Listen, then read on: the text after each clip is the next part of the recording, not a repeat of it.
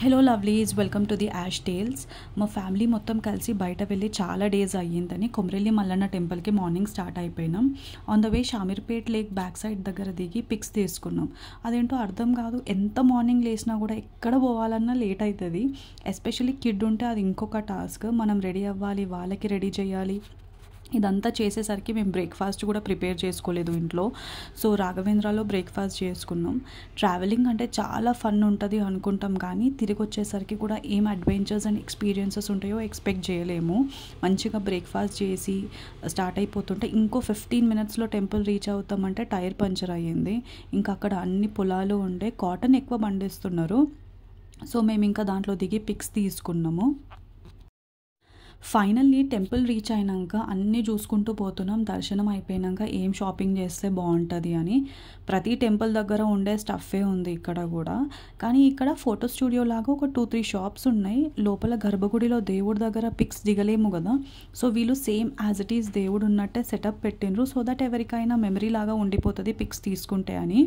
1 ఫోటోకి 150 రూపీస్ ఏమో ఛార్జ్ చేస్తుండ్రు వీళ్ళు. మేబీ నెగోషియబుల్ అనుకుంటా. క్రౌడ్ అయితే చాలానే ఉండే. కార్తీక మాసం ఇంకా మల్లన్న అంటే శివుడు అని నమ్ముతాం కదా, ప్లస్ వీకెండ్ అయ్యేసరికి క్రౌడ్ కొంచెం ఎక్కువనే ఉంది.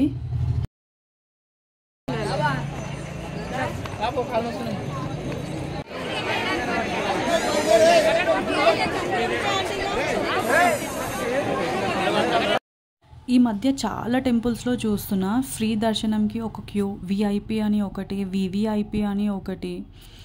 ఇక్కడ అయితే 100 రూపీస్ పర్ పర్సన్ క్యూ ఉంది, మళ్ళీ 150 పర్ పర్సన్. ఎక్కువ డిస్టెన్స్ ఏం లేదు యాక్చువల్లీ ఇక్కడ నుంచి దేవుడి దగ్గరికి. డిఫరెన్స్ ఒక్కటే, ఫ్రీ క్యూ ఏమో చాలా క్రౌడెడ్ ఉంది అని పుష్ చేసుకుంటా ఉన్నారు. కిడ్స్ ఉన్న వాళ్ళకి అన్ని ప్రాబ్లమ్స్ ఆర్ ఓల్డ్ ఏజ్డ్ వాళ్ళకి అయితే అది కొంచెం కష్టం అవుతుంది. ఇంకొంచెం మనం టెంపుల్ గురించి తెలుసుకుందాము.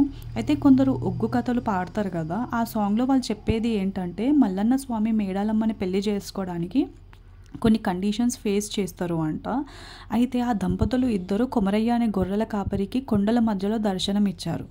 ఇంకా ఎవ్రీడే అక్కడ వెళ్ళి పూజ చేయడం అవన్నీ చేస్తుంటే ఒకరోజు సడన్గా మల్లన్న అక్కడ కనిపించకుండా పోతాడు. సో అక్కడ ఉన్న పుట్టమన్నుతో కొమరయ్య ఎగ్జాక్ట్గా ఏదైతే రూపం డైలీ చూస్తుండేనో అదే తయారు చేసిండు అదే ప్లేస్లో. సో దేవుడు మనకి 2 కొండల మధ్యలో వెలిసిండు ఇక్కడ కొమరవెల్లిలో. మల్లన్న స్వామిని శివుడు అని అంటారు కదా, ఇంకా మేడాలమ్మని కూడా భ్రమరాంబికా దేవి అని నమ్ముతారు. ఇండియాలో ఫేమస్ మల్లన్న టెంపుల్ అంటే మైలార్ మల్లన్న టెంపుల్. ఇది బీదర్ నుండి 15 kilometers డిస్టెన్స్లో ఉంటుంది. మల్లన్నకి డెడికేటెడ్గా సండే ఎక్కువ పూజలు చేస్తారు. అయితే ఇక్కడ ఇదంతా చూస్తున్నారు కదా, ఇది పిల్లలు కావాలని మొక్కుకునే వాళ్ళు ఇక్కడ ఈ గంగరేవి చెట్టుకి ఫ్లవర్స్తో చేసిన క్రేడల్స్ ఇంకా ముడుపులు కడుతున్నారు. చాలా పవర్ఫుల్ అంట ఇక్కడ ఈ ట్రీ. కొందరు దీపాలు వెలిగించి పూజలు చేసుకుంటారు, ఇంకొందరికి మల్లన్న వచ్చిండ్రు అని అన్నారు. అయితే పటాలు వేస్తారంట. యాక్చువల్లీ నాకు అంత ఐడియా లేదు దీని గురించి. అయితే ఇట్లా పటాలు వేస్తే పెళ్ళి అవ్వని వాళ్ళకి పెళ్ళి, ఇంకా పిల్లలు లేని వాళ్ళకి పిల్లలు పుడతారు అని ఒక నమ్మకం.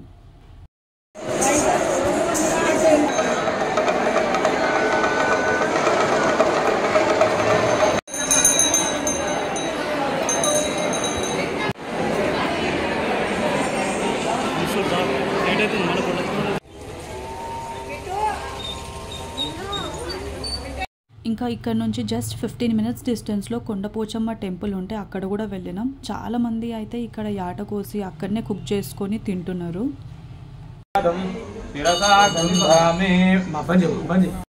ఇంకా ఆఫ్టర్నూన్ అవుతుంది కదా, లంచ్ చేసి ఇంటికి వెళ్దామని స్టార్ట్ అయినాం.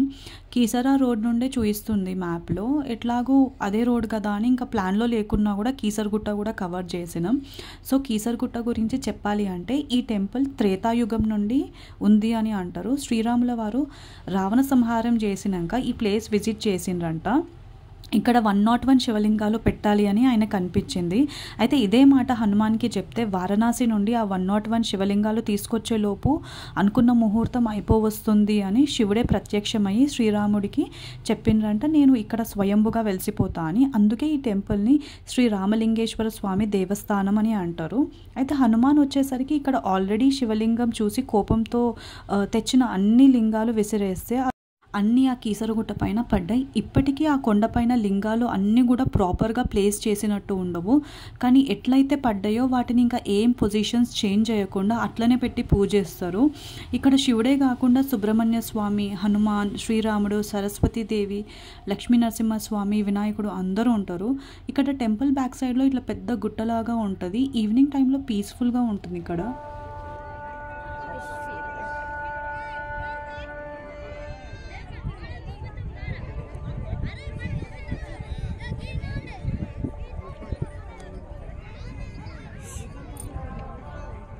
ఇన్ని టెంపుల్స్ వెళ్ళేసరికి మా లంచ్ స్కిప్ అయింది. ఇంకా హైదరాబాద్ రీచ్ అయ్యాక ఎర్లీ డిన్నర్ చేసినాం.